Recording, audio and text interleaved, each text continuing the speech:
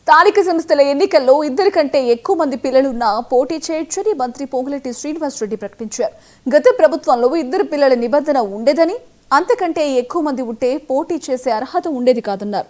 ఇప్పుడు ఆ చట్టాన్ని మార్చాలని కేబినెట్ నిర్ణయించిందని చెప్పారు. అలాగే ప్రజాపాలన, ప్రజా విద్యోత్సవాల నిర్వహణకు కేబినెట్ ఆమోదం తెలిపింది. ప్రభుత్వంలో ఇద్దరు పిల్లల నిబంధన ఉండేది.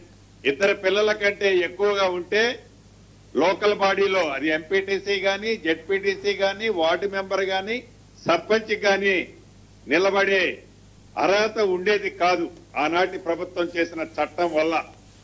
దాన్ని ముఖ్యంగా ఈ రోజు కేబినెట్ లో మా సహచార మంత్రివర్యులు శ్రీహరి గారు వారు మొదట లేవనెత్తిన ఈ అంశాన్ని కేబినెట్ అంతా కూడా సానుకూలంగా స్పందించి దీన్ని ఈ నిబంధనని ఎత్తేయాలని రాష్ట్ర ప్రభుత్వం ఈ రోజు కేబినెట్ నిర్ణయం తీసుకోవడం జరిగింది. ఏదైతే ఈ రోజు సుప్రీంకోర్టులో బీసీ 42% చిత్తశుద్ధితో ఈ ప్రభుత్వం ప్రకటించి జీవోలు ఇచ్చి షెడ్యూల్ వచ్చిన తర్వాత ఆనరబుల్ హైకోర్టు ఇచ్చిన దాన్ని దృష్టిలో పెట్టుకొని ప్రభుత్వమే సుప్రీంకోర్టుకి ఎస్ఎల్పి వేయటం జరిగింది.